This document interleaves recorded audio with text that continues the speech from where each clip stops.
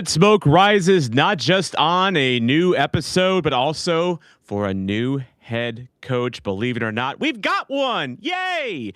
MLS Free Agency is underway. We'll talk a little bit about that. Also, the SuperDraft coming up this week as well. And who is on our holiday wish list now that we have some clarity into the future of this club that we are doing this podcast for. Plus, not because that's not enough.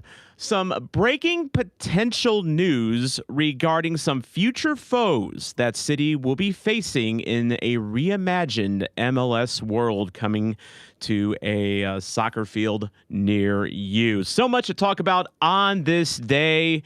Yoann Damet in St. Louis. Let the debate over how to pronounce his name begin as well. But I am one of your hosts, Tom Franklin, a.k.a. the Soccer Zombie. I'm joined, as always, by my co-pilot, Jeremy Clements. How you doing, Jeremy? Doing well, Tom. We've got a coach, man. I am ecstatic. I am excited, and I'm ready. And I'm ready to break into all of the news of the day. It's been a busy one. You're so excited, your camera can't handle it. You kind of blipped out there for a sec. I don't know. Last time I was muted. Now I can't get my camera to work. Are the guys from South End starting a new podcast war over here, or what? I guess maybe you know what we need some podcast controversy sometimes. It keeps the blood flowing. I mean, we can't mess with flyover footy. I mean, they're the kings. We got to work our way up to flyover beef status. By the way, they will be actually on. Matt, I believe, is going to be on with Brendan tonight at 8:00. So after our main portion is done, if you want to hop over there, feel free to do so. Jake Henry, a little bit under the weather tonight, so he will not be joining us. And also Chris Gebhardt kind of helping run things behind the scenes in the background for you. And you guys in the chat as well. You guys are excited. I can tell you're excited. I was reading some of your chat messages earlier about Damet and keep it going. We'll try to get to some of your chats commentary as we go along here. And of course, we will have the final third after the podcast portion of this show. If you are listening to the podcast version, by the way, welcome. And just as a reminder, we are streaming on YouTube live on the STL Soccer News YouTube channel, which will be the only YouTube channel you will be able to see Red Smoke Rising in February. So we're going to simulcast this on the Soccer Zombie YouTube for another month. We're going to go through January, but then once February rolls around, you better be subscribed to STL Soccer News or no Red Smoke Rising for you. Or you can follow us on X as well, Red Smoke Rising on X. We are streaming there as well. We have many options. We've got the bases covered. We really do. We covered all. We covered the visuals. We covered the audio. We are multifaceted, like we hope Yoann Damet is with some of his tactics and formations, as we will get to here in just a little bit. And of course, we couldn't do this without our friends at the Pat Connolly Tavern, located in beautiful Dogtown, 6400 Oakland Avenue. They are a St. Louis institution since 1942, serving up that delicious fried chicken for a long time. Live music multiple nights a week, including for future St. Louis City away watch-alongs. That's right. I'm going to have watch parties this year instead of my usual YouTube watch-alongs at Pat Connolly Tavern for most away games this year. And then afterwards, they're going to have live music for you to enjoy. So Pat Connolly Tavern, located at the corner of Oakland and Tam in beautiful Dogtown. Whether you're in Forest Park, whether you're going to the zoo, you need to grab a bite to eat, or you want to catch the City game this year, check them out, and you might see a friendly neighborhood soccer zombie watching with you. So we got a little bit of housekeeping items to get to before we get to the big news of the day. And trust me, we're going to say a lot about that. But it's been a couple weeks since we were live on Red Smoke Rising. And one big thing happened that is kind of sort of coaching related, as in a former head coach for St. Louis City, at least temporarily. John Hackworth is joining the Navy. Well, the Naval Academy. He's going to coach the Naval Academy soccer team, leaving his post as technical director. He had been with City since just about the beginning. He was City 2's first coach, as a matter of fact. And so he had been the interim head coach the season prior, was passed over for that job for Olaf Melberg, and he was in the running for sporting director, which of course went to Corey Ray. So, Jeremy, your reaction when you saw that Hackworth was saying bon voyage to St. Louis? I think he's probably ready to have some clear delineation of duties, focusing on one thing instead of being interim everything. I heard rumors that he was at one point a valet parker outside of Energizer Park, but that's not been confirmed by any reliable sources. But in all seriousness, though, I was surprised. It kind of came out of nowhere, but at the same time, so I guess timing surprising. But the fact that he left after being, as you mentioned, passed over for a couple of opportunities, Tom, that part not a surprise. Yeah, not a surprise. And there's only so many times that you can be passed over when you feel like it is your time. And we don't know all the ins and outs as to exactly what went down behind the scenes.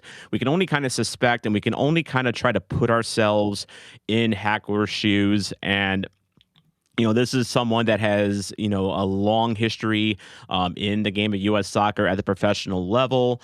And as you said, Jeremy, he had worn a lot of multiple hats. He had been the quote unquote good soldier, if you will. And so if he is leaving for the Naval Academy because he feels that he is not getting, I guess, his just desserts, if you will, I don't think anyone could really blame him given now that he's been passed over twice. But again, we don't know exactly what went on in the background. We don't know who is going to replace him. And we don't know exactly how this affects the power structure with Diego and Corey Ray and now Yoann Damet. So Yeah, and one other thing on Hack, real quick, is maybe he just got the itch to coach again. I mean, he coached with City too. I know it's an older next pro roster on age, but maybe that's just lit a fire, and he wants to coach. And Navy's got a great reputation as a historic institution, so. And I see we are in the chat right now. We are talking about how St. Louisans love to butcher pronunciations. We were just having a debate in the Chat City Texas Discord about the pronunciation of Gravois, or as some people say, Gravois, which I've never heard personally. And if you do say that, what's wrong with you? But Carly in the chat saying, I don't think I've seen any non-STL positive reactions to gooey butter cake so far. Let's talk about this in the chat after in the final third, when we're going over our holiday wish lists and the super draft. Things that you have heard non-St. Louisans say about very St. Louis things. I'm sure there's some hilarity there. Let's put that in our pocket because I've heard some things over the years. Speaking of non-St. Louisans, Henry Kessler. I want to bring him up just really quick here because many of us are hoping that he comes back to St. Louis City. Jerry Hayes, I know you're there in the chat as well. You are really hoping he comes back. Henry Kessler has been on a little bit of a journey lately. He has recently been spotted in the Dallas, Texas area, Frisco. As a matter of fact, he posted a picture in Frisco, Texas. Of course, FC Dallas plays there, and I think a lot of people were thinking, oh no, is he signing for Dallas? Is he signing for Dallas? But then he has since returned home and is apparently a fan of riding the Metrolink like a true man of culture. So, do you make anything out of him being in Dallas? Well, I mean, so put it this way, it even got some airplay on Soccer Wise. David Goss making mention of it yesterday, I think it was, on the show. So it got some attention. Some FC Dallas fans excited about the potential that he could be down there to negotiate. He is a free agent. Justin Horniker mentioned that in his article yesterday that, maybe it's the timing of it is related to that because how long has he been negotiating with City and no deal is done, but again, speculative at best. So we'll wait and see. For now, he's back home, as we hope, in St. Louis. Yep. And as Jerry points out, Bogert said yesterday that Dallas said in early 2025 no center back sighting. I don't know if that has changed since. But regardless, I think if you're talking about a Yoann Damet type of a center back, Henry Kessler is probably in that category. So now it is time to talk about what the big news of the day, really of this week, now official. St. Louis City SC, for the first time in 202 days, I believe, what's my count on social media, has a permanent head coach that isn't a caretaker, that isn't an interim. His name is Yoann Damet. And in case you're wondering, this is a Marseille scarf I am wearing today. Not because I'm a fan of Marseille or not. I really don't have a dog in League 1. But Mr. Damet is originally from Marseille, France. Now, to recap, he was a finalist mentioned by Tom Bogert, along with fellow French head coach Laurent Courtois, who I think a lot of people felt was maybe the French head coach with Corey Ray ties that we'd be bringing on here, just based on people that Courtois was following on social media, including myself, including Jeremy, including probably your mother, because he was following a lot of people in St. Louis social media. But he was a finalist. Rob Valentino was a finalist, and of course, David Critchley was a finalist. We'll talk a little bit later on about what we think David Critchley's future in St. Louis is going to be. But Yoann Damet, Jeremy, tell me why we should be excited about the Yoann Damet era in St. Louis. So I'm excited, Tom, because in a word, it's intriguing. It is change. It is a reset. So we've, I think, seen the death of energy drink soccer. At least I'm hopeful that that's what we've seen. He comes from a history of winning staffs in some respects, most recently with Columbus and Wilfred Nancy, who's struggling at Celtic a little bit, but nonetheless, he's going to hopefully change the style of football that we've seen here in St. Louis, break away from some of the things and hopefully help reinvent and start a new era for St. Louis City. That's why I'm excited, and I'm willing to give it a chance. I'm willing to give it a chance as well. I mean, I'm kind of with you on the whole energy soccer thing. I mean, we saw in 2023 when we were doing, extreme energy soccer, how dead our legs were going into the playoffs. And as much as I don't like to remember that playoff series with Sporting Kansas, unfortunately, my name's not Soccer Zombie because of how we looked in that series, although it could have very well have been the case. I think Yoann Damet is someone that is, again, he's got the pedigree, coaching under not just Wilfred Nancy, but he also was a Greg Vanney assistant for a while. And he is someone that, as we'll talk about here in a little bit, is varied in his looks. He is someone that I think in a lot of ways, Jeremy, he is someone, just from what I read about him, what Olaf Melberg should have been and what maybe we thought he could have been, because one of Olaf Melberg's defining traits at Brahmapoikarna, which I can still say that, and I'm proud of that, was his ability to change up his looks and his formations. It was documented. It was very well documented. It wasn't even just, if you go on Transfer Market and you look up the formations of Olaf Melberg and you'll see, a bunch of different formations, that was confirmed by club officials with St. Louis City that I had spoken to, was one of his selling points, was his ability to be versatile and diverse, and we saw none of that. But Jeremy, Yoann Damet, to me, just seems like someone that he's in his mid-30s. He's younger than us. Yeah, he's Spoiler alert. Spoiler alert. We're old. Thanks. I needed that reminder on a Tuesday. No, you're 35 My years reminds young. me every day. I'm not taking my head off because that's why. But no, Me 35 neither. years young, man. One of the youngest coaches in MLS. But he's had stints. You mentioned Greg Vanney. You mentioned Wilfred Nancy. He also worked under Alan Koch, who was an early manager for FC Cincinnati.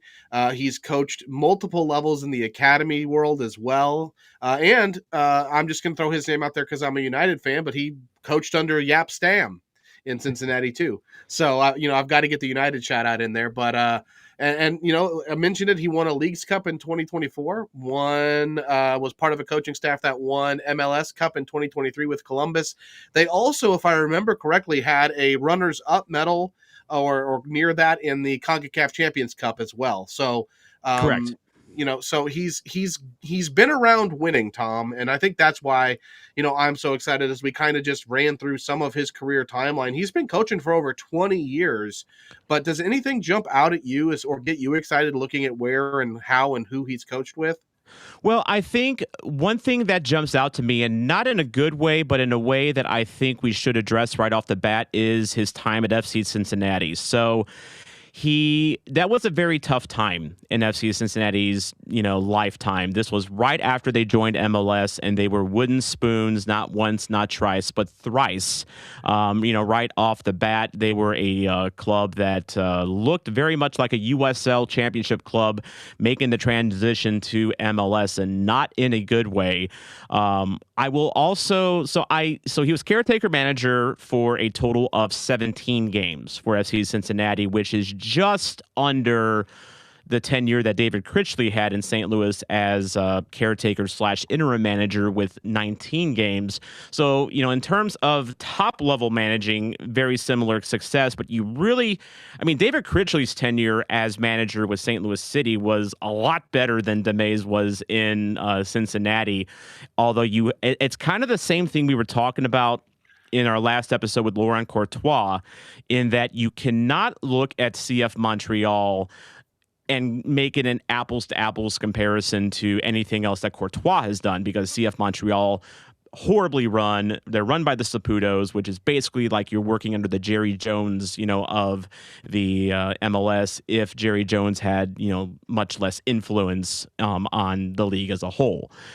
So you really couldn't, judge Courtois based on that, just as you really can't judge Damet based on that. And I'm gonna reinforce that, because I did talk to a couple FC Cincy content creators that I know with Cincy Sports Talk, and neither one of them really had great things to say about Damet. One of them did kind of mention that, the team was kind of a mess back then. So, he kind of also said that, he really couldn't judge him too much off of that. And he also warned me that, because he did coach the Columbus Crew and because hell is real, he wouldn't be the most objective about Damet. Mm-hmm. But the other one was not very complimentary of him, kind of citing, when he was caretaker manager, it felt like he was, kind of a, cub thrown to the lions, basically. And, keep in mind, in 2019, we're talking about a 29-year-old that is managing a MLS team. That is a lot even at 29 years old, I didn't know what I was doing.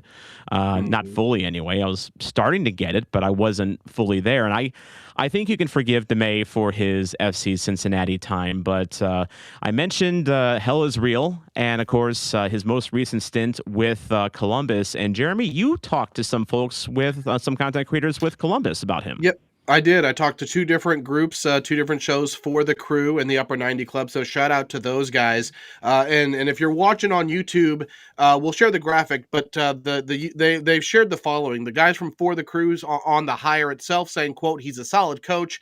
Honestly, was expecting him to be a front runner for the Columbus position."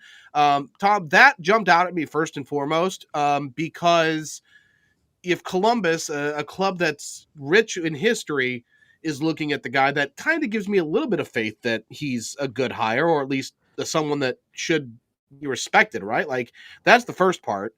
And then the rest of their piece, Tom, on his tactics, they call it a bit of a question mark because they don't know how much his ideas may have changed under Nancy, but they wouldn't be surprised if we play in the way that Nancy did. The Upper 90 Club folks saying he was the fourth assistant to Nancy, but had no real experience. But they, again, expect him to implement Nancy ball, but throw out the qualifier that it's great, but without the right players, will go nowhere. But again, Tom, I want to go back to the very first thing the guys from For the Crew Yes. said, which is that they expected him to be a front runner for the job in Columbus. Well, and here's the thing. So I did some research into exactly why Damet didn't follow Nancy to Celtic, because Nancy brought over a few of his assistants over to Scotland with him, and Damet was not one of them.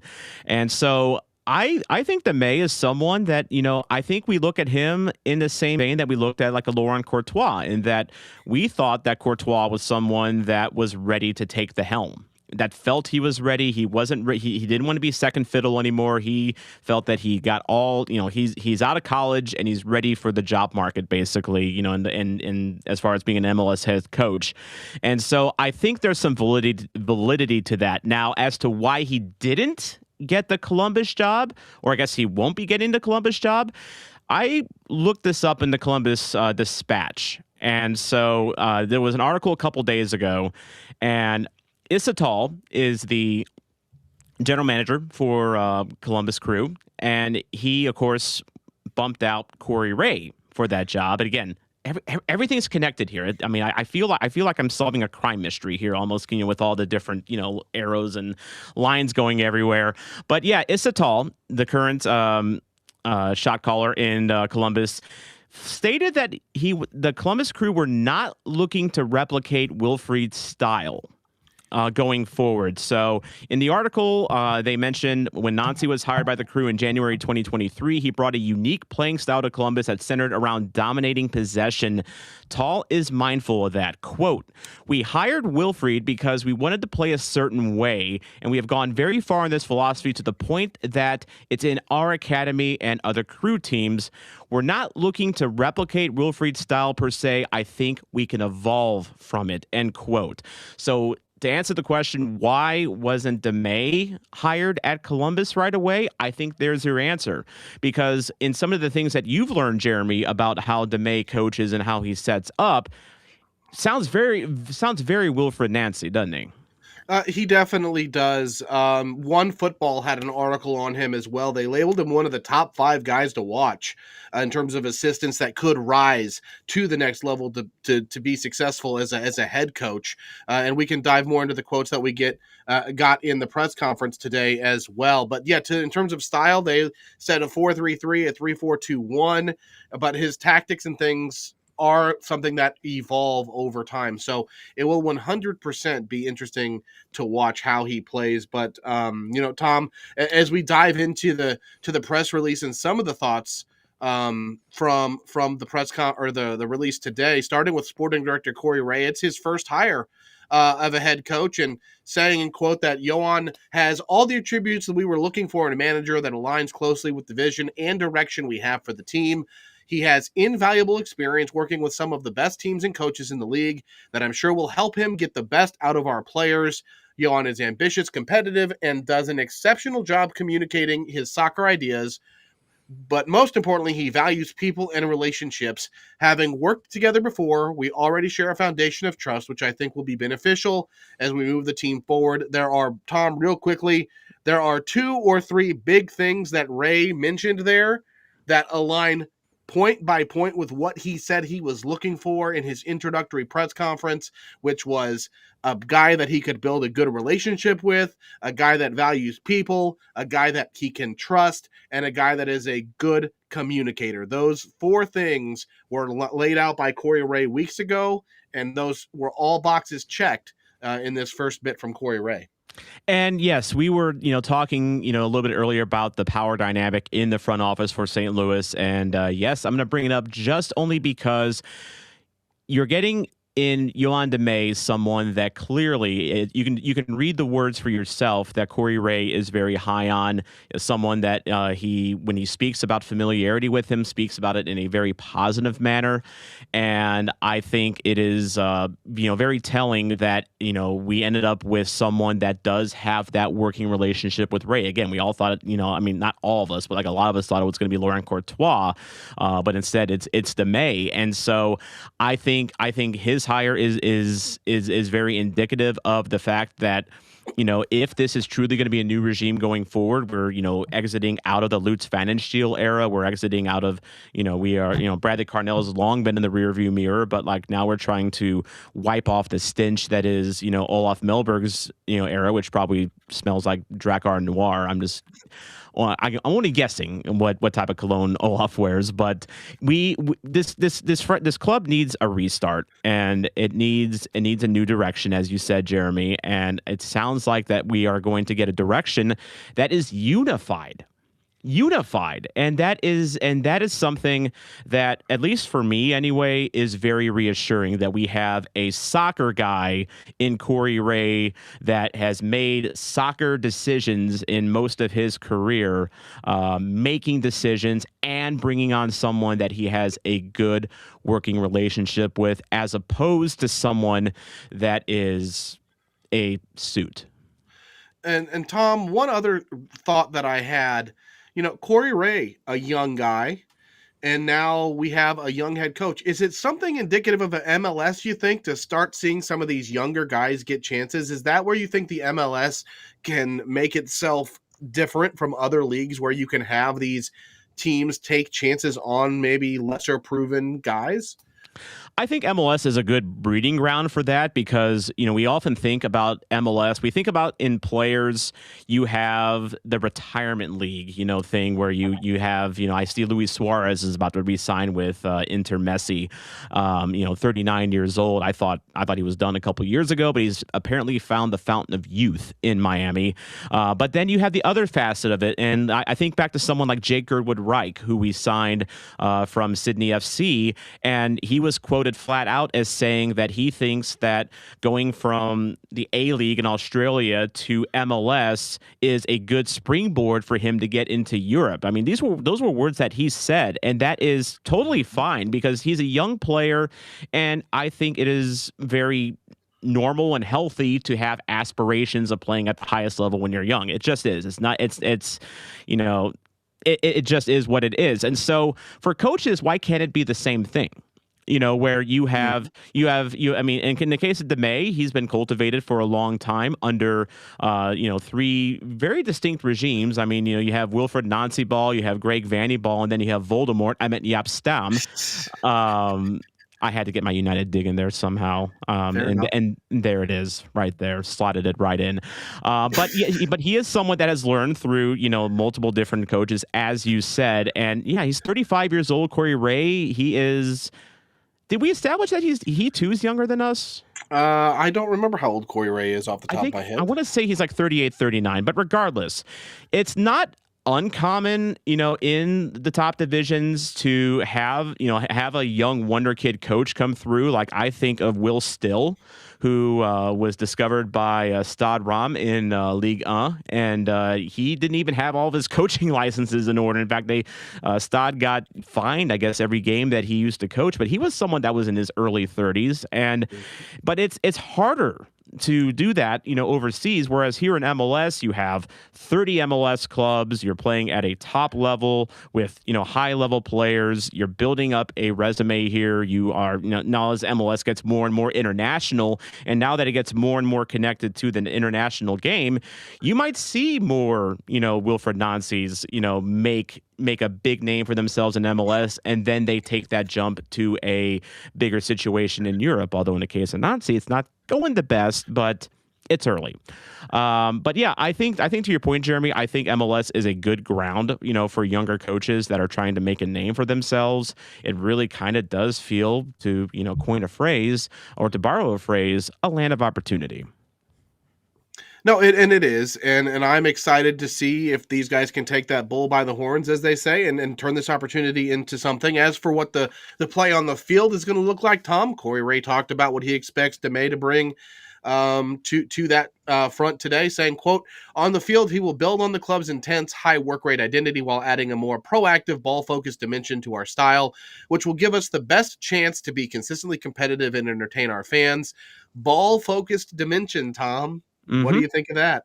So we were having a chat with Michael from Chat City Tactics earlier, and he mentioned, like, he threw up a graph of players that currently fit a ball possession type of a style, and there's more than you think that can play that style. There's some that can't, that surprises you. Like Song Bin, for instance, apparently doesn't have, great metrics in possession, but whereas like you would expect Edouard Leuven to have good metrics in that regard. I think it is also it gives us something to point towards as we talk, with free agency getting going and the super draft coming up here. As far as like what direction does this club go? And so it seems to me that Corey Ray's come in and he's bringing in Damet, and he is basically signaling that you can still have that high work rate. And you can still have a quote unquote exciting style of ball, which is something that is a St. Louis City hallmark. But as we know, Jeremy, having watched many games, we have not been very good when our possession has been above 50% or more in a game. If we have the ball more than our opponents, something is horribly, horribly wrong.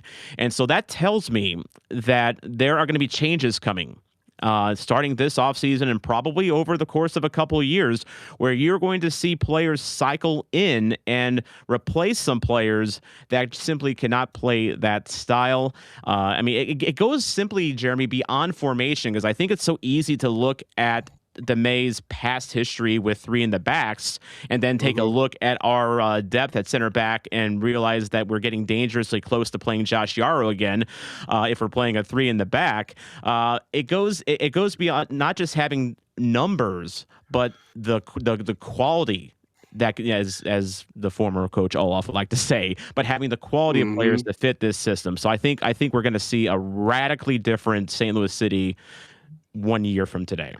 So with that in mind, Tom, is it a good thing we've waited to make those moves? Because I think a week or two ago and even here recently, we were really pressing, trying to want to see moves and expressing frustration, or at least I know I was probably one who was wanting to see guys brought in to fill the roster spots that we have.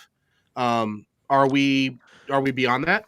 Well, I'm beyond that. I never really, I didn't want this club to stay. Well, look, we have seen what this club can do when it doesn't have direction and in the moves it makes, because we saw that when Hackworth was making all of those, contract decisions and, re-signing Josh Yaro as his parting gift to St. Louis. That wasn't good. The Yaro signing wasn't good. Signing Berkey to a DP contract. I love me some Berkey. He's literally part of why I'm a content creator. But signing him to a DP deal, no, that's not the way to do it. But no, I didn't want them to just, go out and hand a bag of money to like a Walker Zimmerman, just because, the club needed to make a splash or the club needed to show the fan base that it's doing something. They need to do this the right way. We have seen what this club can do when it's desperate to make a move happen for the sake of making a move happen. And that is called Yoann Silva. Remember Yoann Silva? He was a last-second acquisition before the deadline, and that was only because Plan A failed and Plan B failed. And so now, we had to make a move. Yoann Silva was available for, basically a bag of used soccer balls. And there was a reason he was available for a bag of used soccer balls, and that was because he was awful. And so I think now it's clear that Corey is setting a vision. It's clear that Damet is going to really help refine that division. And I can't wait to see it. It's nice to be not just excited about what city team we could see on the field, but intrigued. Yeah, and that's the biggest thing I think for me too, Tom, is it's the real reset. I think this is the reset that a lot of folks, myself included, really wanted to see, and now we're getting. And so now they just have to follow through and actually build on that foundation and take advantage of this opportunity, because this is to be as cheesy and corny and cliche as I can, it's a turning point.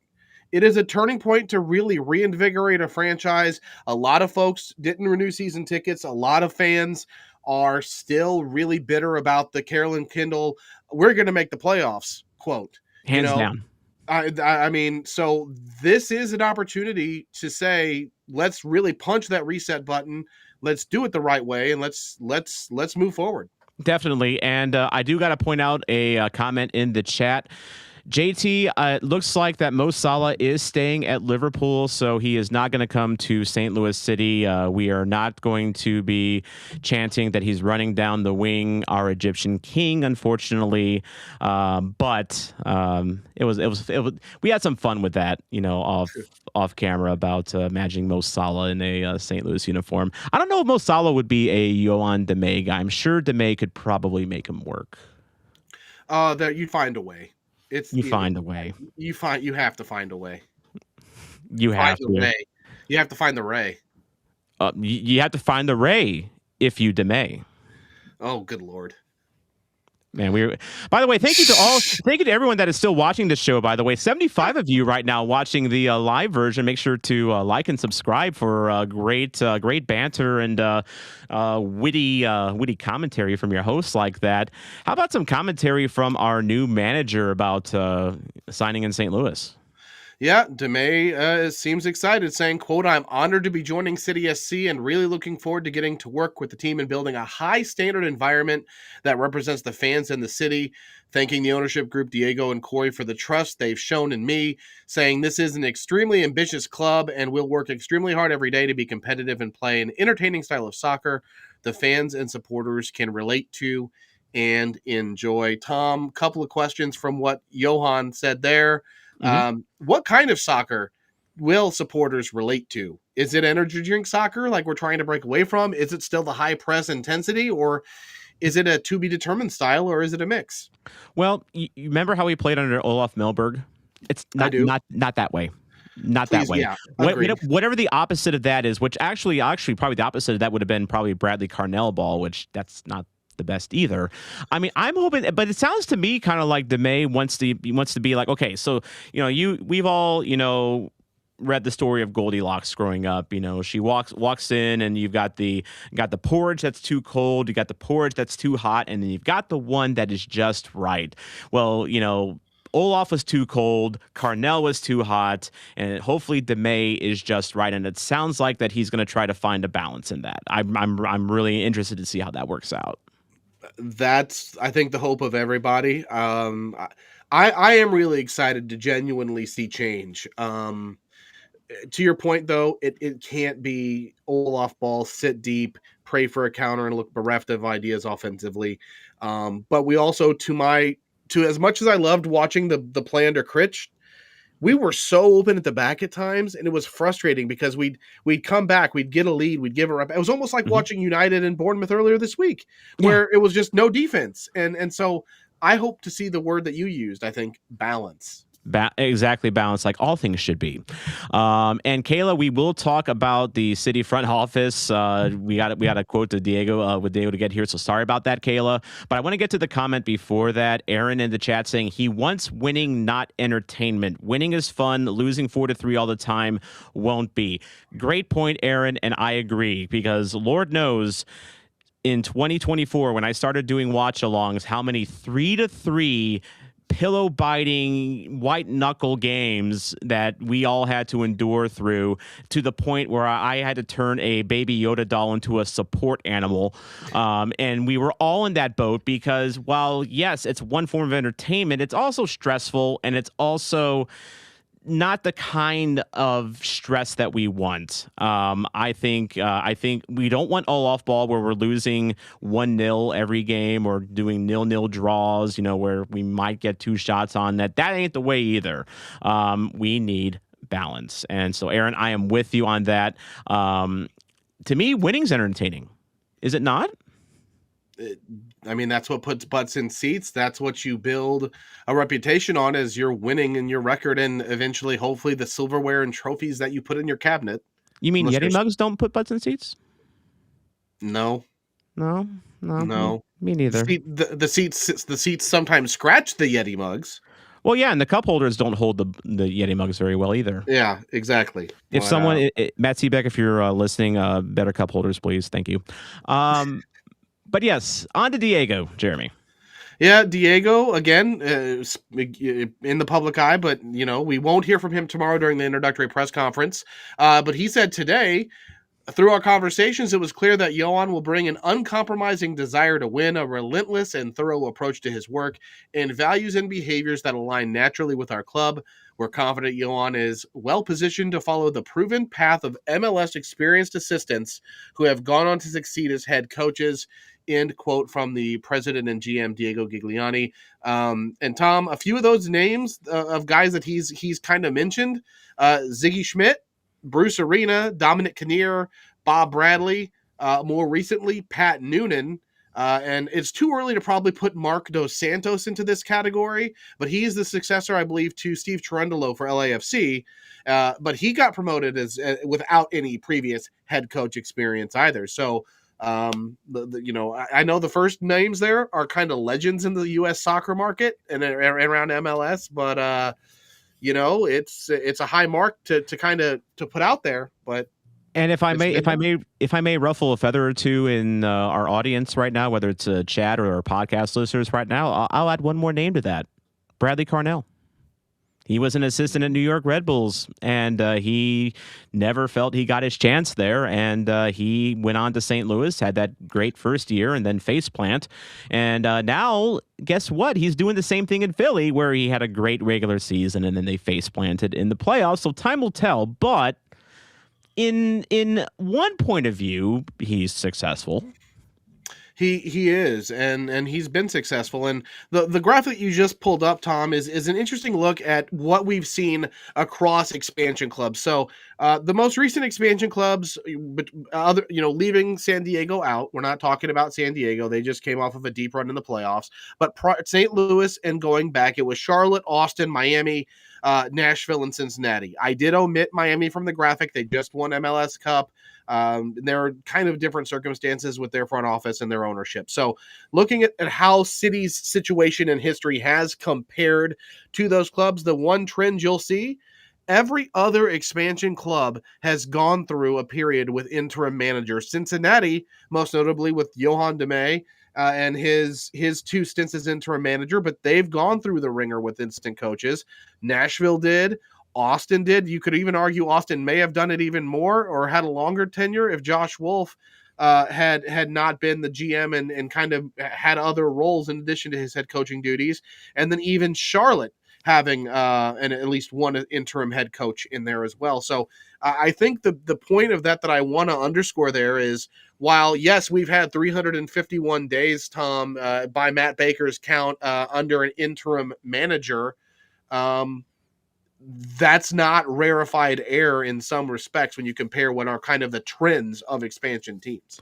Well, no, and the other thing I look at this graphic is, hey, at least we're not FC Cincinnati. And that is something that I think every St. Louis soccer fan can take some joy in.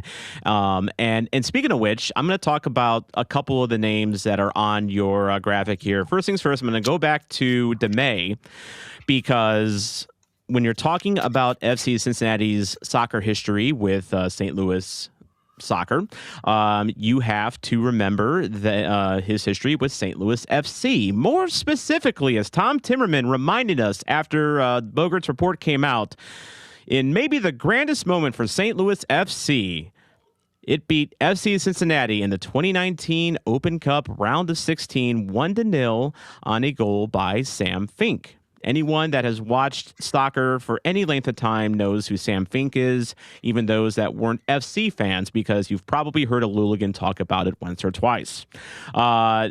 Here's a fun fact, though. Who was the interim manager for Cincinnati at the time? Yoann Damet was the interim manager or coach for Cincinnati at that time. And in the previous round, Cincinnati beat a Louisville team that was coached by someone that is on this graphic, John Hackworth. Again, it all comes full circle. It really does. But then, Jeremy, you got something? So no, go ahead and finish your thought, because I've got one other note on these teams when it comes to sporting directors. Well, I was going to discuss David Critchley and kind of where he goes from here, but go ahead. No, so just a real quick note. So three of these five teams have also had changing in sporting directors over their first four or three, their first three seasons. Austin FC's on their second sporting director. Inter Miami, again, I know they're not on this graphic, but they've gone through three sporting directors. FC Cincinnati is on their second sporting director.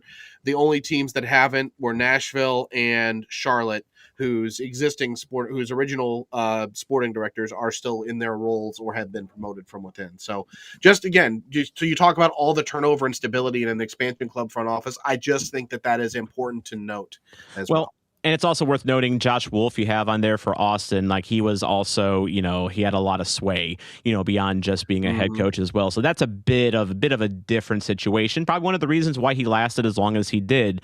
He got a little bit of Vermees in him in that way, I guess. But yeah, David Critchley. So I wanted to end this segment here by talking about David Critchley.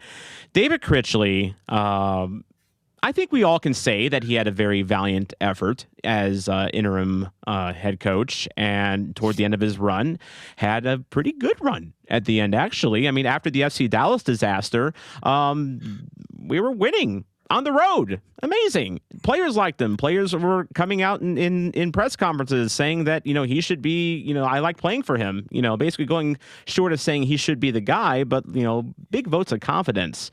But now, Jeremy, we talked earlier about Hackworth getting passed over, and Yeah. at what point do you go bon voyage? Critchley, what do you think becomes of him? Well, I mean, there's a couple trains of thought. Diego today leaving it kind of wide open in the press release, saying, "quote At the same time, we're incredibly grateful to David Critchley for his leadership as interim head coach and remain committed to his continued development within our club." Justin Horniker in Talkin' Soccer yesterday reported that he thought that Critch is likely to stay on as an assistant under Damet. The one thing I will note is sources with the club have told me today that, quote, no news to share on Critchley, end quote. So it's wide open, Tom, to your point. I would love to see him stick around because of the connection you mentioned with the players, the way he was able to come in and do damage recovery post Melberg and really rebuild not only the locker room, but that translating into results, especially on the road where we never had won historically really consistently. But will he think he can do better? And will he be offered other opportunities? Yeah, I think he will, and I will say that I hope Critchley does stick around as well, whether it's as an assistant under DeMay, which would be interesting, although I don't think tactically they would align very well. I think in terms of continuity, when you're talking about Berkey coming out and saying he liked playing under Critchley, Hartle coming out saying he liked playing under Critchley, a lot of your leadership that is still there really likes and supports Critchley. And so if you're thinking in terms of transition, wouldn't it be nice to have Critchley still around to kind of help with that? Or would that be counterproductive and Critchley goes back to City 2? That is something that in the past Critchley has said that, even if he doesn't get the head coaching job, he still has a job with St. Louis City. I guess now we're just at a question of where is it going to be? Is it going to be on the main roster? Is it going to be back with City 2? Is it going to be somewhere else? Because we looked at DeMay earlier. Again, Critchley had 19 games as a head coach in MLS. Granted, it was an interim, but it was still no different than DeMay had in Cincinnati. Coached 2 more games, had a better record, was more successful. So I wouldn't be surprised if Critchley does have interest around the league. Is it as a head coach? Maybe not, but maybe a club is willing to offer Critchley like a pathway to being a permanent head coach, maybe one that is more guaranteed than it is here in St. Louis. And yeah, and Tom, you have to wonder if you keep Critch in an assistant role, because again, I don't think he goes down to City 2. If you keep him as a first team assistant, is that going to be like who was it? Was it Mike Yeo in the Blues years ago who when he was on the bench for Hitchcock? I think it was, or no, it's Yeah. Davis. Yeah, I mean, is it that kind of a weird situation? Because to me, if you and just hear me out real quickly, if you are really serious about hitting the reset button with this team, as much as I love Critch and what he did and admire his work in the locker room, if this is a real commitment to hitting the reset button, you've almost got to cut ties, and because you can't have It's like the ghost of Christmas past lingering there in the locker room, because what is it? If this doesn't work, then we go backwards and we go back to what Critch is doing, and we're stuck in this endless cycle. To me, it's, and I hate to say it, almost time for a clean break as much as possible from the ways of the old and the old regime, and commit to this project. And that might mean Critchley's gone. It might be, and it might be for the best for Damet as well in terms of getting him settled in. I mean, you don't want Damet having to look over his shoulder at the guy that was passed over for the job that he ended up getting. I mean, no industry in the world, would that be a comfortable position for anyone? Much less, a head coaching job in MLS where you're, constantly being evaluated not just by your front office but the public as well and your own players. It's just not the right pressure, I think. So I think you got a good point there. I mean, as much as I like Critchley as a person, and I think he does have qualities, as a head coach, I don't think it's a tactical fit necessarily with Damet from the sounds of it, but then, and also just in terms of a chemistry, with getting a, new coach established, it may not be the right move. Maybe Critchley's just one of those rare people that is selfless and, will, let bygones be bygones. We don't know that. And does St. Louis City want to find out? I would venture a guess no. But you know what I do want to find out, Jeremy? What's that? Who we're going to be signing now that we have our leadership in place. And we had gone through and made some wish lists for who we want to see signed and brought into this club this offseason, whether it's free agency, whether it's transfers, whether it's the SuperDraft. If you take a look at our wish list, if you're watching the YouTube version, we basically all are kind of thinking on the same wavelength. For me, our fullback depth is an absolute disaster. It's Tomas Totland and Prayer. We have a gaping hole at the 6, which has been there since time immaterial. I mean, except for those couple games where Jawulo Blom really looked good. Center back, if we're playing a 3 in the back, I would almost say a center back's almost higher than a 6 at this point, because, if we're going to be playing a 3 in the back in a lot, we're going to need some depth there that isn't named Josh Yarrow. Again, I don't mean to slander Josh Yarrow as much as I do. Nice guy, not a great player. And I would say if we do make a move for an attacker, it needs to be a difference maker. It can't be a rotation guy. It can't be someone that directly stuffs Mekhi Joyner's pathway to playing time, because you and Jake, specifically said wingers. And we got Song Bin. I think Song Bin deserves, another season as a starting right winger. We have Marcel Hartle that can play in the left wing in a pinch, depending on what look that we're going for here. We still have Celio. And we have Mekhi Joyner, who I'm very eager, and I think the club is eager to see what he can do. So the only difference I have with you guys, Jeremy, is just that I don't think it necessarily needs to be a winger, but if it's a difference-making attacker, not necessarily Josh Sargent, I think we have to take a look at that. Yeah, and I think that's going to be part of Corey Ray's assessment period that he's got to still be in, hopefully getting close to being done as we now pivot to the point of the offseason where we start doing roster moves. Tom Bogert saying, I think a week ago or so, that now that, once the manager's in place, we'll make moves. And Corey Ray even saying at a recent meeting with fans, I think it was, that, those moves are kind of aligned, or at least they kind of have a rough plan of sorts, I think, is what I had heard from just in conversation. But I guess my question for you, Tom, when we're talking about an attacking option, so you have the assessment period, you've got Cedric Toykert, his contract is up in 6 months, so you've got to make a key decision on if he's retained or not, or extended. So you've got that decision. Simon Betcher is your second best option as a striker, I suppose, or does he Yep. as a winger and rotate with Song Bin? You don't want to go, as you were mentioning, Joyner. Corey Ray said in his press conference, that in his introductory press conference, that we're not going to block the pathway, and stressed multiple times the importance of the pathways for young players. So that leaves me thinking, and that's why I put Ball playing center back first. We need someone to cover for Falou Fall. He's Yep. an aggressive defender, likes to step up and be aggressive. So that's what I think. Henry Kessler was really good at being that kind of a sweeper center back behind him, and is really good on the ball, elite by some metrics even. So you need that. But Tom, my question to you is, do we need if we want an attacker, is it a striker or a winger, or is it another 10 that we could, play 2 10s depending on the formation alongside Hartle and leave Leuven as a 6?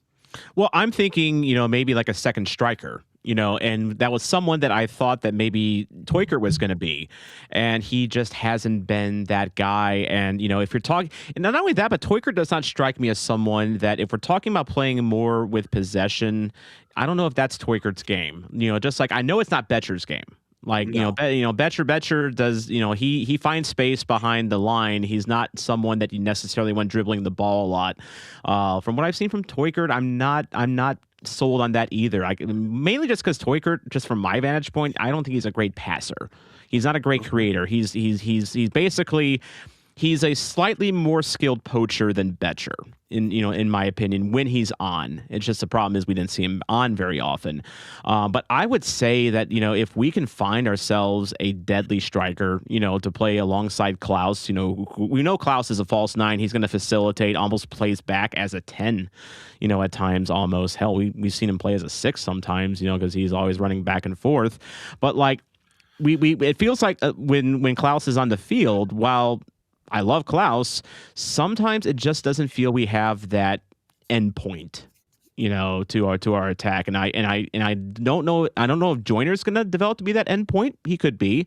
Song Bin, he is. I mean, he's someone that is fast, that is going to break defenses.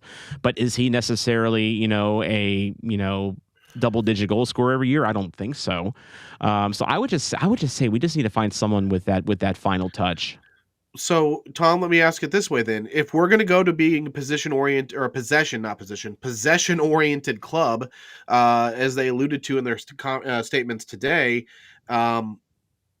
do we need someone who can break lines by carrying the ball? We don't have a really good player who's good at carrying through defenders and making those long, and I hate to use his name, but we don't have a Messi. We don't have one of those.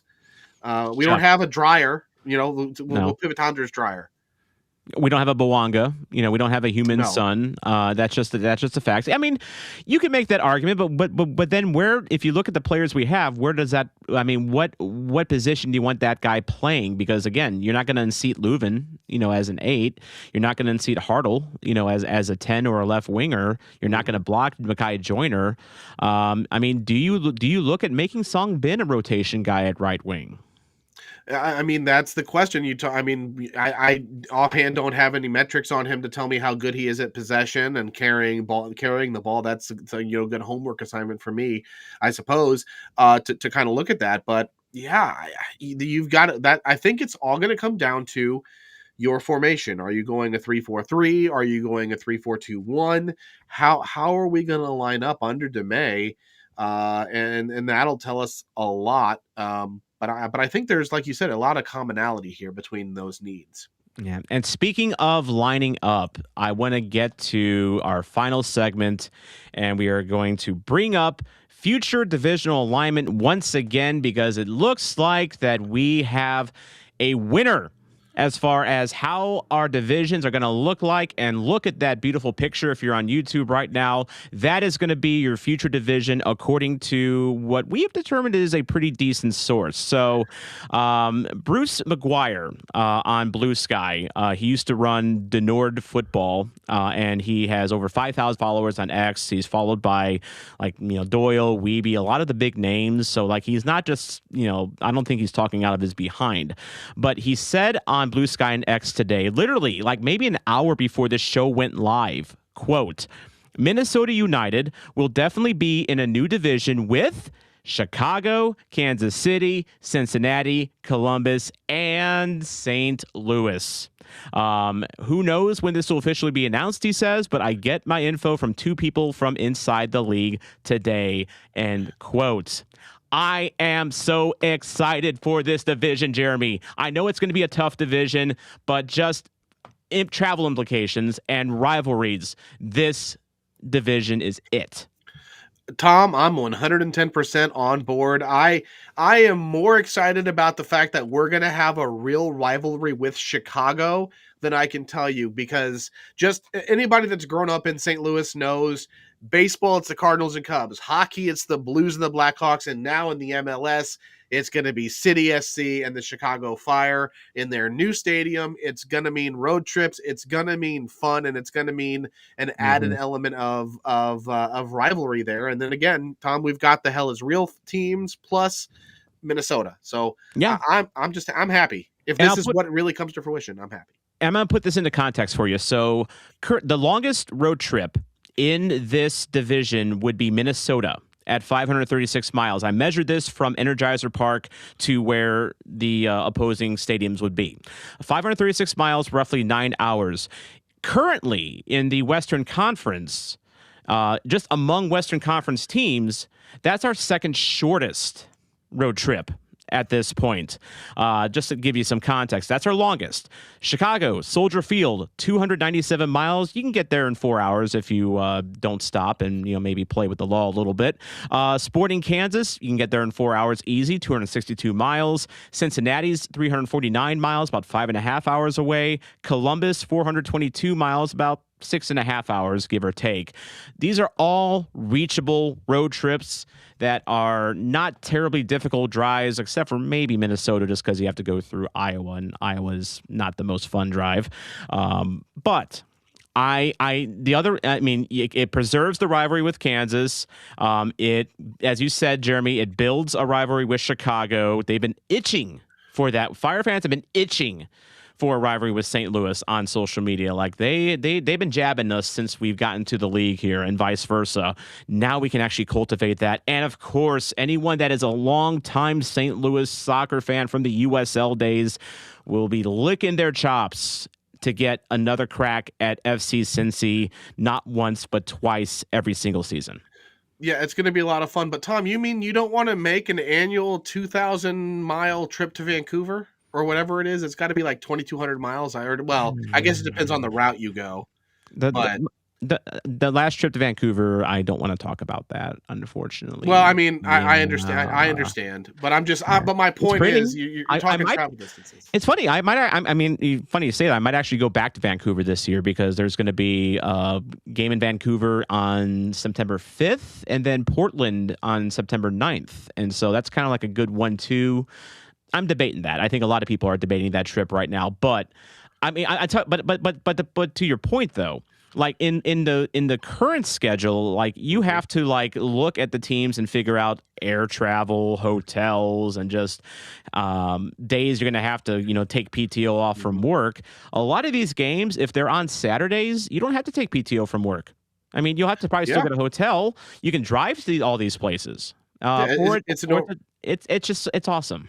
Yeah, overnight stay at worse. And I mean, the thing to throw out too, just for full circle and full coverage, we'll still play every other team.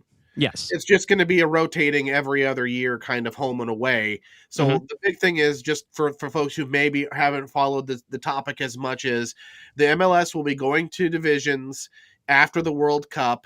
And so you will play these teams twice a year. Yep. And everyone else once. I love it. I absolutely love it. I could talk MLS road trips or just soccer road trips all day because today the USL schedules came out and I've been like in the scientist lab with that. But that's going to do it for the podcast portion of Red Smoke Rising. If you're watching on YouTube, drop a like, subscribe to the STL Soccer News YouTube page because that's the exclusive home after January. If you're listening to us on Apple or Spotify, wherever you get your podcast from, leave a review. Let us know how we're doing. And of course, make sure to follow us for more updates there as well. And feel free to join us for the final third on YouTube, where we're going to continue the show for our viewers on YouTube right now with some discussion on the SuperDraft coming up and just whatever else anyone wants to talk about in chat. Definitely welcome any and all opinions. Thank you to Chris Gebhardt with STL Soccer News for making this show happen. Thank you to Pat Connolly Tavern as well for making this show happen as well. And thank you, Jeremy Clements, for being a great co-host. Happy to be here, Tom. Ready to jump into the final third and maybe talk more road tripping with you. Yep. And this is your soccer zombie, Tom Franklin here. And remember, zombies keep moving forward. Talk to you in the new year.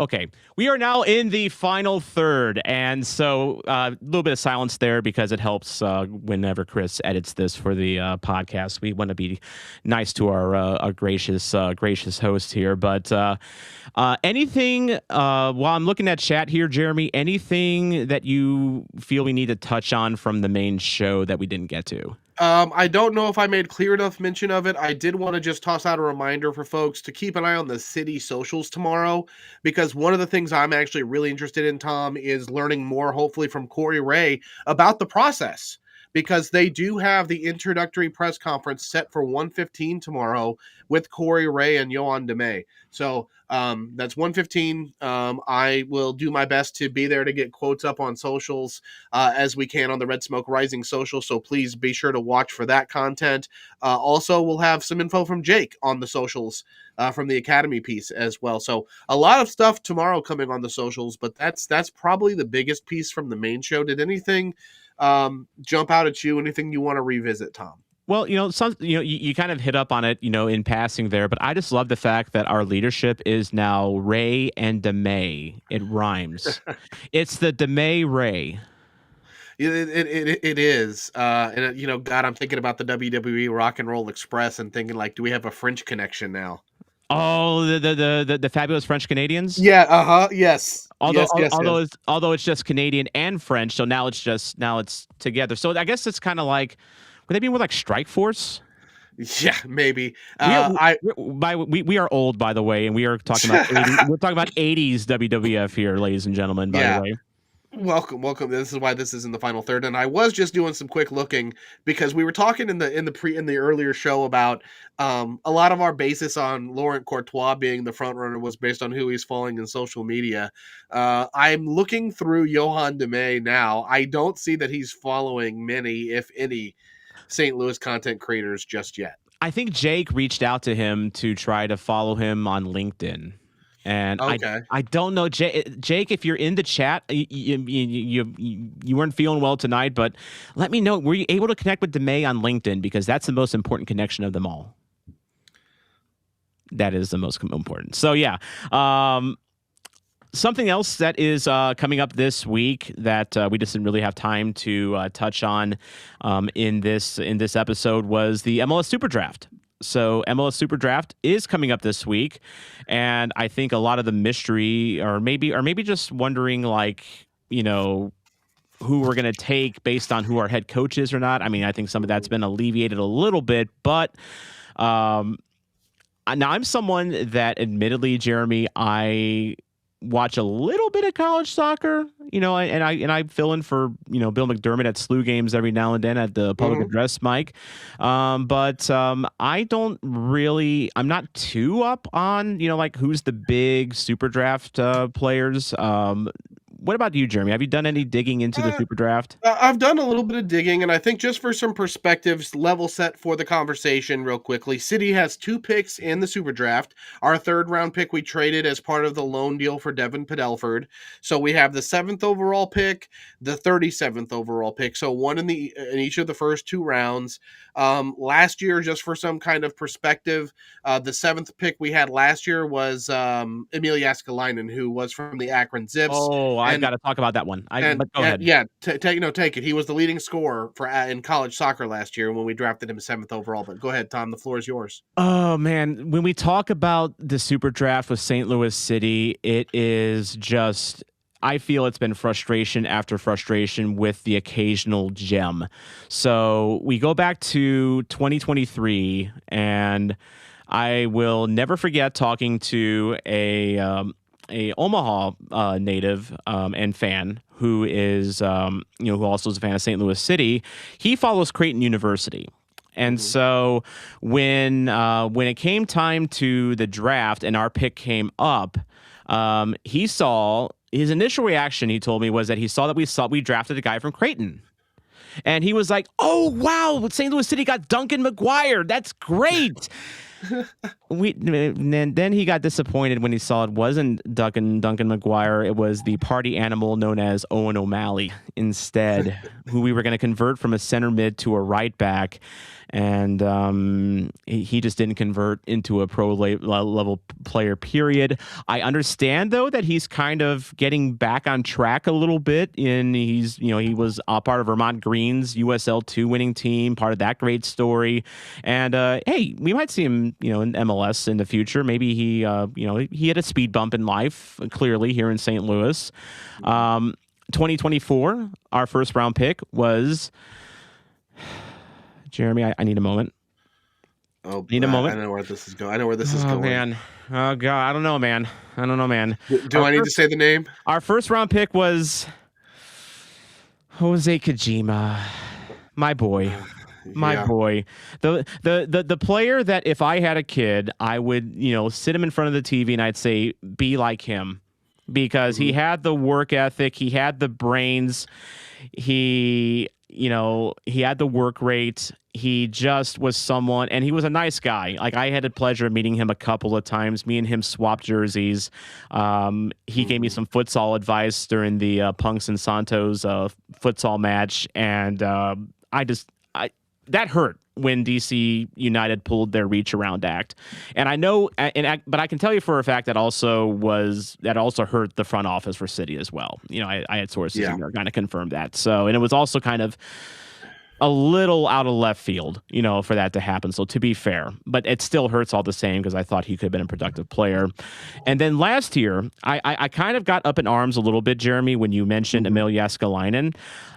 I watched a fair bit of C2 this year, and Jääskeläinen wasn't bad. He was it was interesting. The goals didn't come over from Akron, but and the metrics can back this up. It felt like he was doing a lot of good off the ball stuff. It almost kind of like we were setting him up to be like Klaus at home, basically, or like a Klaus light, if you will. And he's also a kind of a tall giraffe, kind of gangly guy, so it's the shoe fits. But I kind of groaned, Jeremy, because we took Jääskeläinen with the 7th overall pick, and I don't think it was I don't think it was a wrong pick at the time. But do you know who was picked right after him? I do not. Jensen Miller. Oh, St. Louis native, Indiana Hoosier, played in 29 games this year for Sporting KC as a center back. That one is going to sting me for a while, like St. Louis passing up on Pavel Datsyuk. In the draft. That's a deep cut. But we were one pick in front of the pick that Datsyuk was taken in the 7th round. Yeah. I mean, I the one thing I did do, Tom, is I was kind of looking at the draft from last year because I think that's a great level set as well as, some of these guys don't always pan out, right? So No. it is, the draft is sort of it's just like any sport. It's kind of a crapshoot. Soccer may be a little harder in some ways to predict, but the number 1 overall pick last year in the SuperDraft was Manu Dua, who was phenomenal for San Diego in their expansion season this year.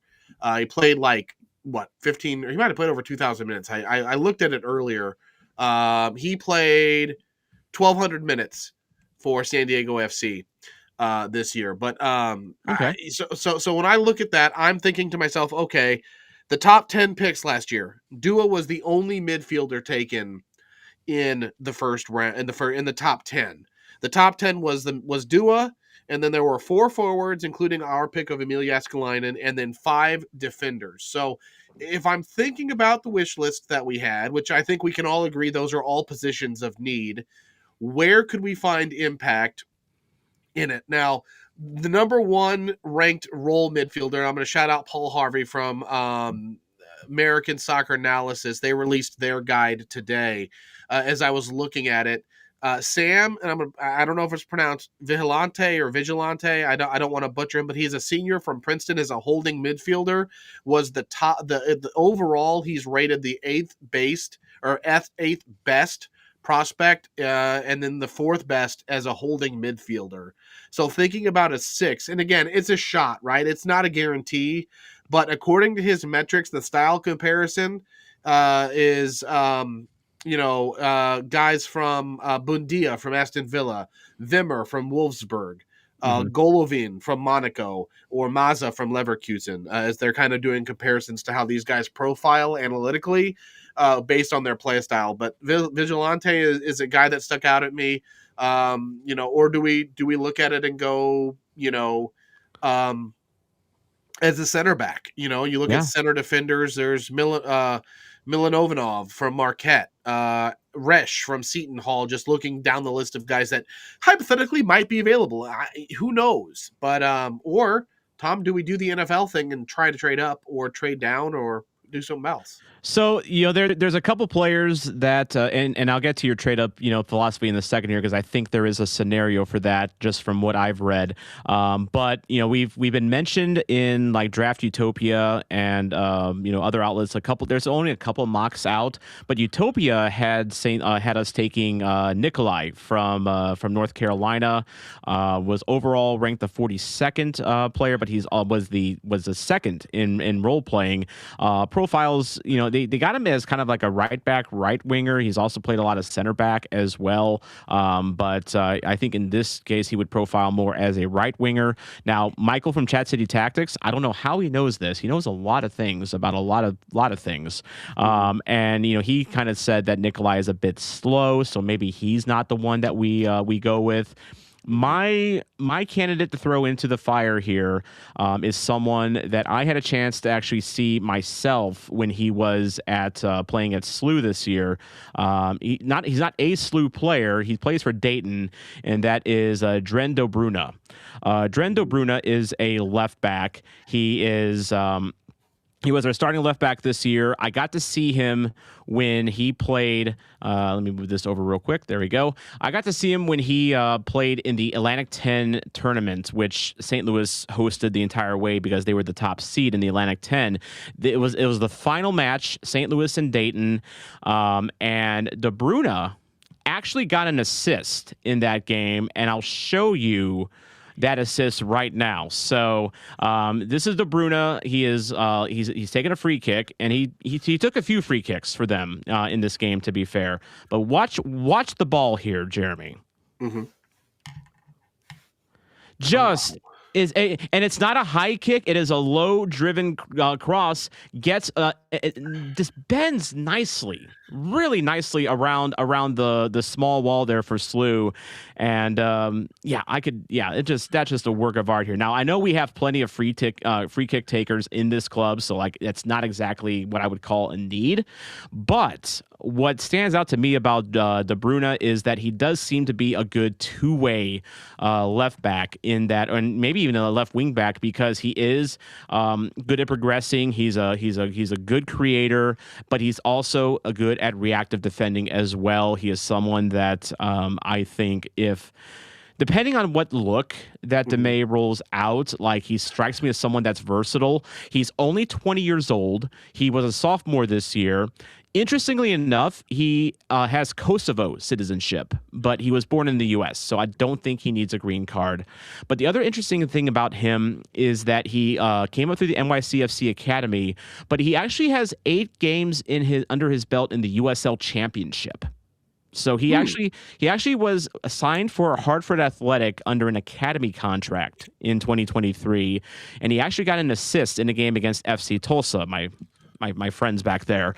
But yeah, if we're talking, we talked in my wish list earlier about how we just have absolutely zero left back depth. So, to what you were saying about, best player available, like NFL style, this would definitely be a need pick for St. Louis. And to me, De Bruyne is the most intriguing left back prospect in this draft.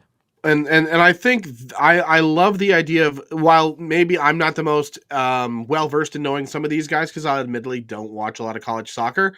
I think for me the reason that I like talking through this, Tom, and I'm gonna see if I can potentially steal the screen here from you in just a second, if it will let me. I'm trying to figure out what tab I'm showing here, because there is on the ASA website that you were just showing, if this will work, hopefully it'll pop over for me. I don't think it will. It's just showing to you right Bummer. here. But what's the name of the player? So it's not a player. There's a chart on their page that shows how the clubs rank in terms of minutes by players who are making less than $400,000 and under the age of 26. Really? Yeah, and so that's what I was trying to get into, because this is again, it's another mechanism at which you can build your club in a responsible, fiscally responsible, and affordable way. Hmm. St. Louis City, looking at last year's data, we had 10 players who were under the age of 26 making less than $400,000, and we had Try 10 of sharing that those. again. Okay, hold on, let me try that. Yeah, and we had 10 players who were let's try this one more time, see if it'll come across. There it goes. Yeah. So you can see here we had 10 players, 5,200 minutes. Now our net goals above, our net G plus or goals added above average, not great. But you can. My point is, you can kind of see where we rate comparatively to other clubs. So we look over here, we can see who were really the best in terms of net goals added in their minutes. Brendan McSorley, that doesn't surprise me. He was very impactful late in the season. Felu Fall, kind of the same thing. 684 minutes. Really one of our highest players there. You kind of go down the ranks. Jake Gerwood Reich, who's out on loan right now, was really the opposite. Our buddy Akil Watts had the most minutes, but was the worst in terms of net goals added above average. But the reason I wanted to talk through this too, Tom, we can look at a couple of other places where Corey Ray has been.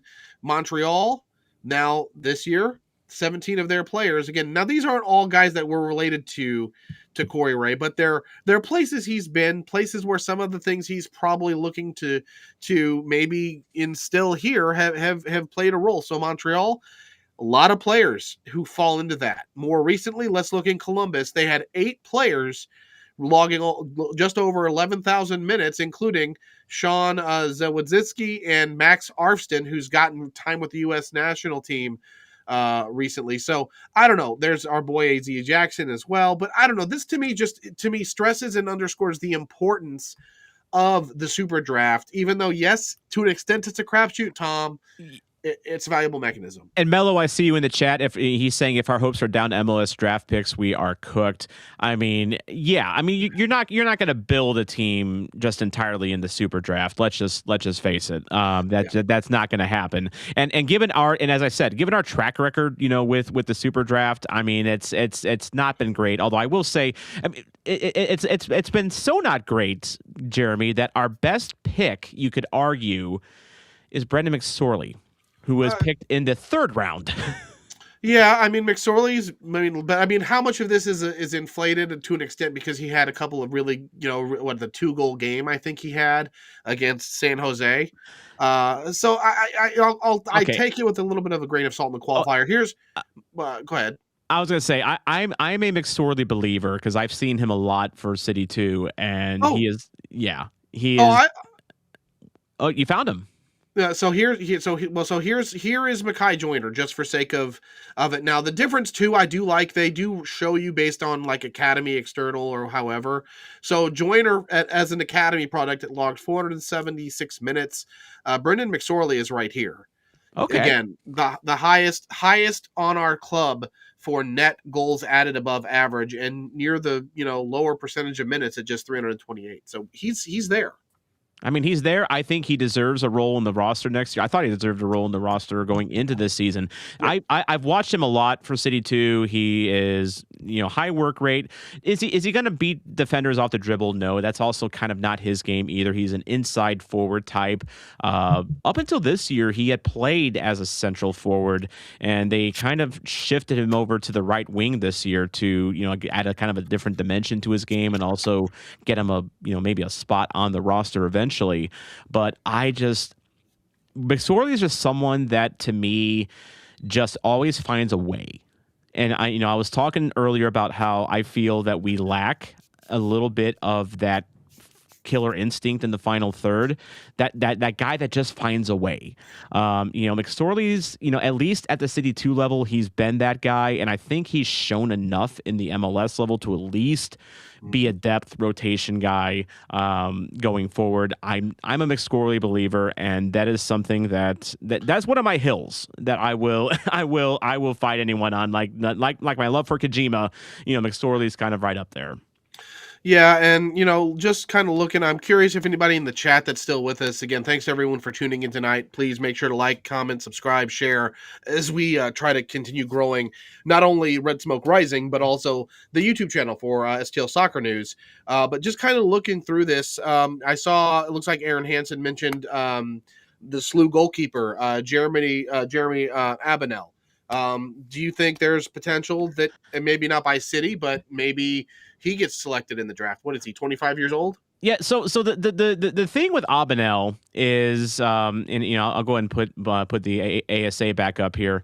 The thing with Abenel is he is 25 years old, but I have heard in just from what like little tea leaves that I've been able to like what little prognostication of the super draft there is that he should get drafted at some point. I think Draft Utopia actually had him going in the top 15, in their draft. And I think there was another draft where he wasn't taken. But I mean, how can you, if you watched any of the College Cup and the playoffs leading up to the College Cup and the Final Four, and you see Abenel, honestly, if Abenel, does let's just say for if by some miracle St. Louis does draft Abenel, which I saw you Buckethead in the chat asking to draft him.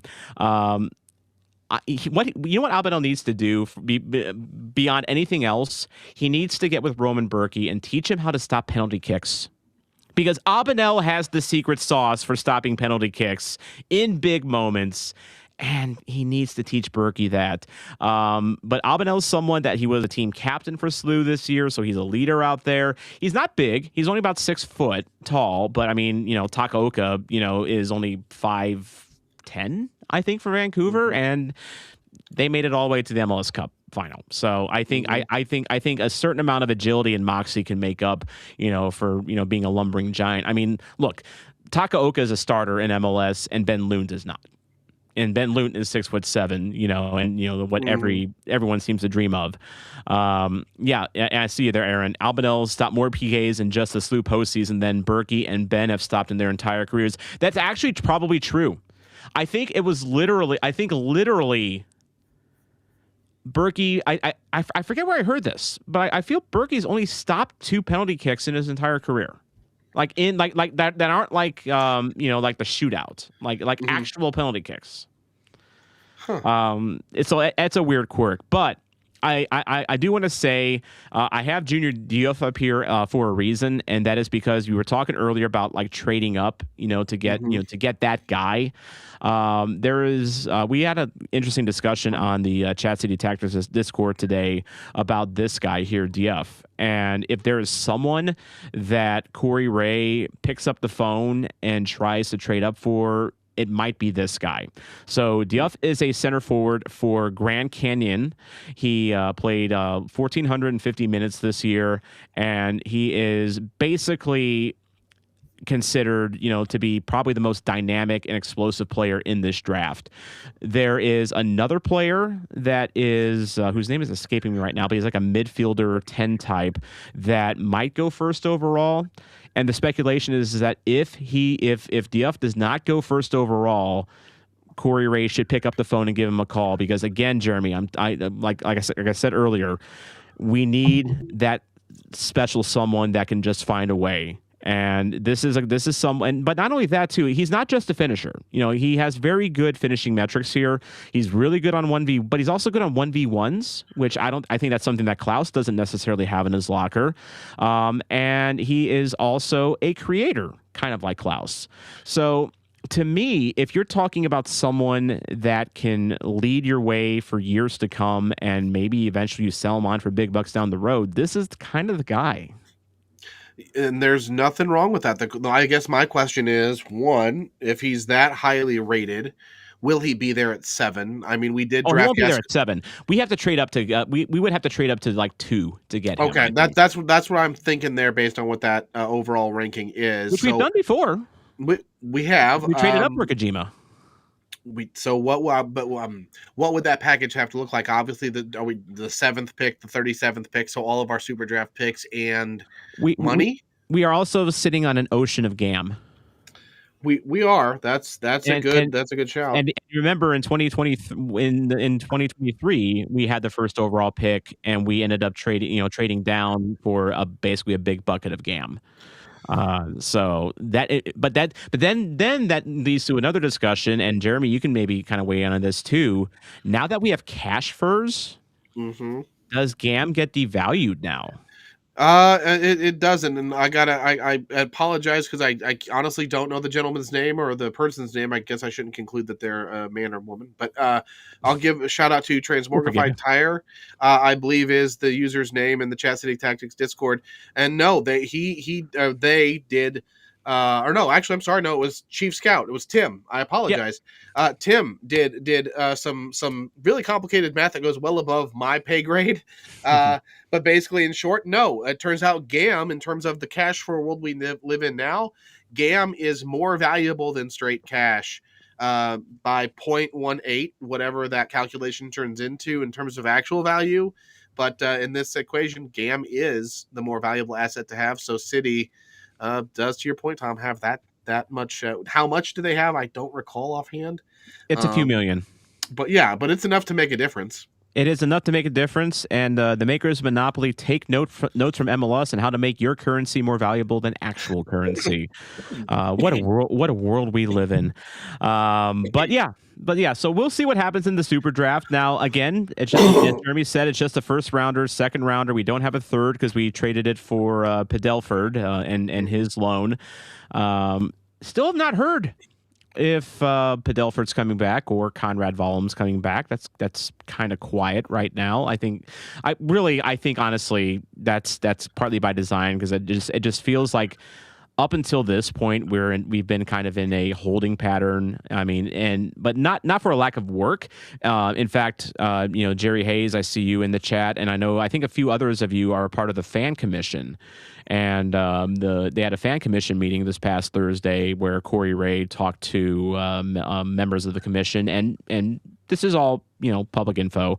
Corey basically was saying that he has been working on players that he wants to sign, and there might be some moves coming, it sounds like, in the not too near future. It's just that we have to sort out the head coach first, kind of a thing. No, 100%, and I'm excited to see who we target and the positions and how they fit into this because I think that's going to give us, Tom, the idea of what tactical setup we get. Although we may get that tomorrow at the press conference, who knows?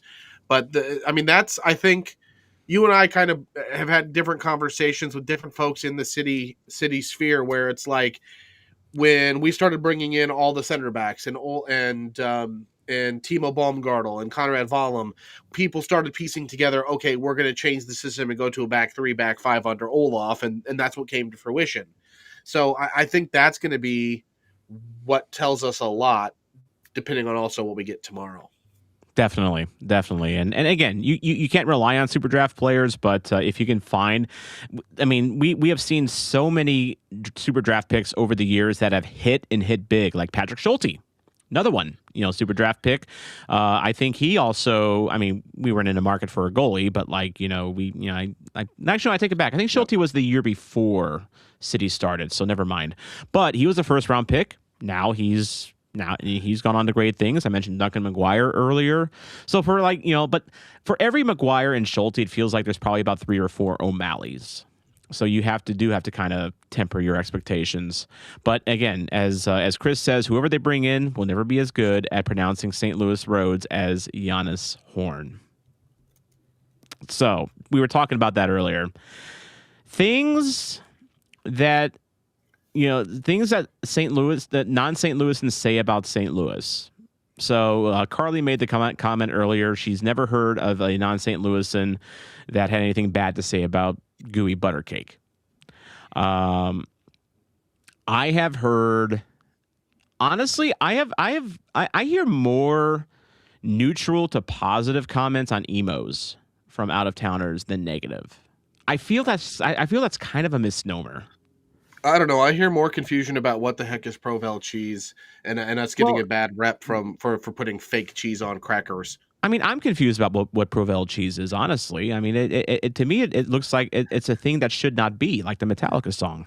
That's fair. Wasn't there a thing a few years ago about how people here cut their bagels, or was that in a was No, that? that was Breadco, slash Panera Bread. I think we can call them Panera now because Breadco is not what it was.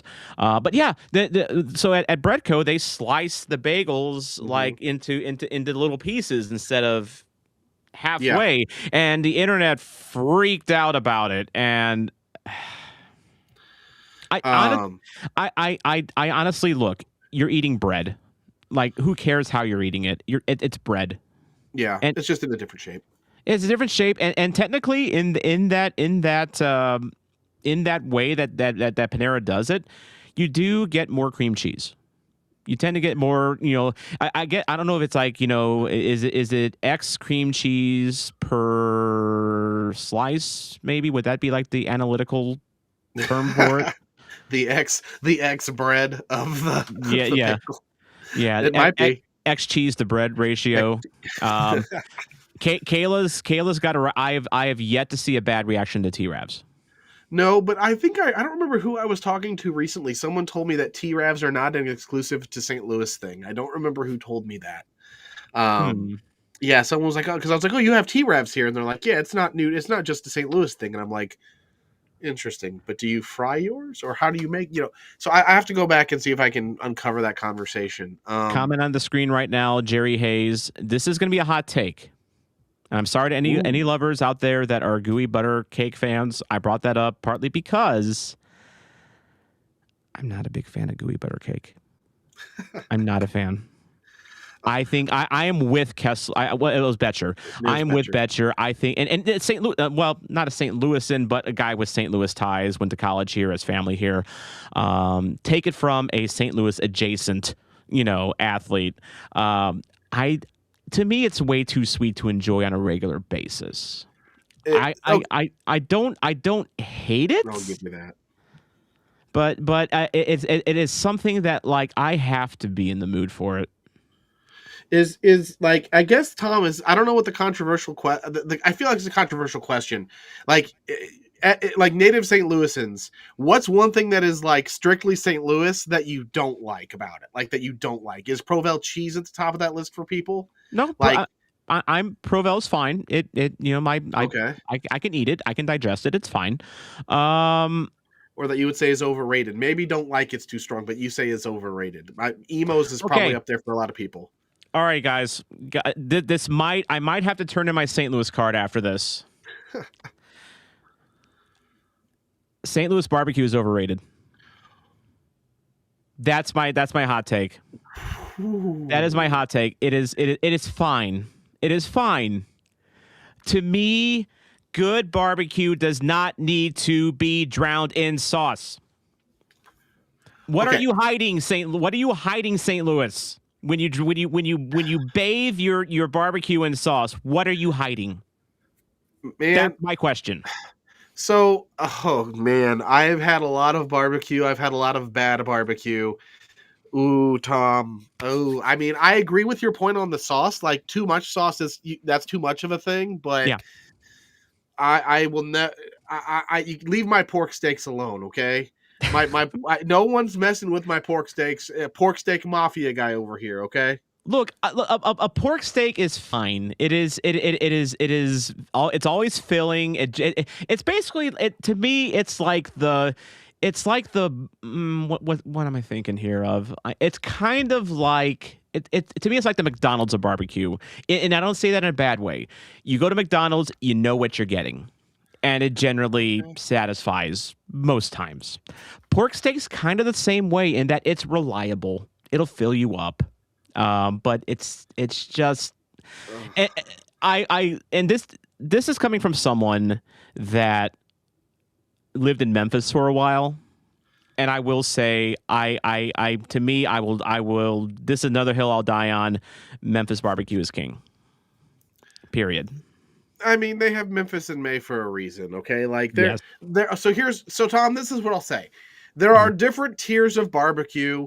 I will be willing to admit that. I will say, I mean, and I will even say, like, maybe St. Louis isn't the top of the mountain, but it's on the mountain in a decently high place. I mean, there's It's St. higher than Louis. KC. Yeah, well, yeah, It is higher than KC. and I see in the chat it looks like we've got Aaron Hansen talking about gates. I will say this: the gates that I had in Kansas City the last time I was there, that was one of not only the worst barbecue meals I've ever eaten, but it was flat out one of the worst meals I have eaten in my life. Period. Ooh. Period. Tell me more, Underline. Jeremy. How bad was it? It was God. It was awful. It was just a bad Why? experience. What was so bad? You're Because I gonna need to know what to avoid if I ever walk into one. just if they yell at you in the face and say, "What do you want?" before you've even looked at the menu and you've never been there and they don't care that you've never been there, just leave. That's what we should have done. But we were told it was a good idea and a good place. But in any event, So I will. I've had Gates once. I was whelmed. I mean the actual meat was fine. I find their sauce to be kind of ugh. fair. Arthur Bryant's isn't bad. Like I always like the Negro Leagues Museum is right around the corner from Arthur Bryant, so that's like a good 1-2 whenever you're there. Which I highly, if you're ever in KC, Negro Leagues Museum, check that place out. It is if you're into sports history or just civil rights history, it's a one-stop shop for both, and they have it nicely laid out. The best KC barbecue I had was Joe's. Yeah, so that's where Joe's, Q39 or Slaps are like the three that I would be willing to give Kansas City barbecue another try for. Yeah, agreed. Joe's was solid. I've not had Slaps before. Those are the only three different KC barbecues I've had. Was Gates, Bryant's, and Joe's. And I would say it's Joe's, Small Gap, Bryant's, Floor, Gates. Fair. I mean, I only know Slaps because I watched enough barbecue pitmasters on Destination America to make anybody question my addiction to food. But Tom, I don't know. I'm excited to see where this conversation takes us. I mean, I'm excited. You know what I'm excited for? We know who our coach is. We know who our sporting director is. We still have a lot to learn about who the roster will be. I can't wait to find out what restaurants and vendors are returning to Energizer Park next year. Yes. That usually comes out in February, I believe. Yeah. Like they usually post it right before the season. I can't wait. I'm really curious who comes back and who doesn't come back. Like honestly, I know we suffered a great tragedy this year, Jeremy, especially if you are in the supporters section in the loss of Pie Guy. I heard really good things about them, but never. Pie Guy was my steady. And Pie Guy was the one that never let me down. Just slice of pepperoni with a hot honey on top. It was good value, didn't fail you. Although I will say towards the end of their tenure, they were not as good as they were. And I understand they had some problems with I guess there was like ownership change or something happened. And basically that's why they're no longer there. So I'm really hoping above all else that in that spot where Pie Guy was, they find another place that can serve up slices like that. Yeah, no, Colton will have to end up hitting up the South End guys and maybe do a collab. I know they have their South End slobs and segments and things they do. So, but nonetheless, I'm excited for that, Tom. And I know we're running long. We've had a lot of fun tonight. We did. But there is one more quote before we get out of here that I just want to real briefly touch on, if that's okay. Mm-hmm. And so one of the Nikki things Slices was seen at the park. Jerry, is that true? No way. Really? Dude, Nikki Slices at City Park would absolutely just kill. If y'all don't know Nikki Slices, so Nikki Slices, he's a local guy who for years had been just selling take and bakes basically out of his car. Basically, like he would make it at home and he would deliver them. He got a physical location in the Hill, and you talk about local guys that you root for. Nikki Slices is that he's just a good dude who loves himself some Detroit style pizza and wants everyone to enjoy his Detroit style pizza. If Jerry I don't think you would lie. I trust you, Jerry. I trust you on this. If Nikki Slices is coming to Energizer Park, that would kill. Yeah. I've been dying to try Nikki slices. I haven't made it there yet, so that got my attention real fast and in a hurry. Well, I think Kayla's very interested in trying out some Nikki slices. Hint, hint. Yeah, So at some point we're going to get down there. But to pivot real quickly back to what was the news of the day, as Yoann Damet was confirmed to be appointed the third manager in club history. Tom, we kind of had our conversations in the past when we kind of had our kickoff episode of like the why we're doing this, why who we are, right? So to me, one of the most important things for somebody is the why. Well, in 2019, our new gaffer was asked, why did he get into coaching? And he said, quote, "It's about the legacy you want to create. The club is the most important thing. You want to provide the club a way to play.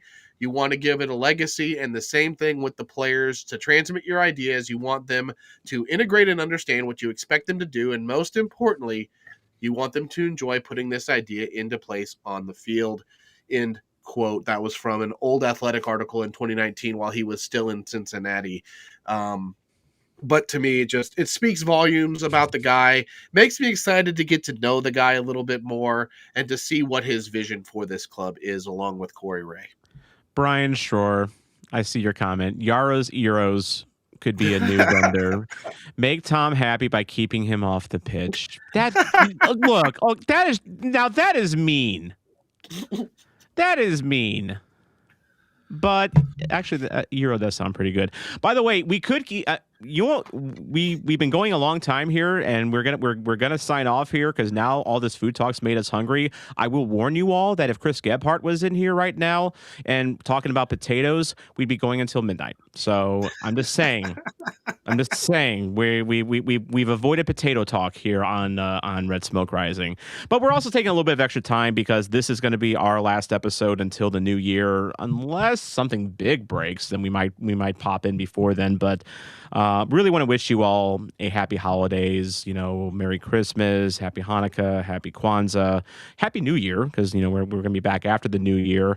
Hopefully, whatever it is you're doing, you are spending it with family, people you love, and just this is what this time of year is for, is to be with your family, be with your friends, and enjoy life. And hopefully wherever you are, whatever you're doing, everyone in the chat or just people we meet around the world, hopefully you have a very Merry Christmas and look forward to new beginnings in 2026, whatever they may be. So have a good night, guys. We're going to sign out. Bye.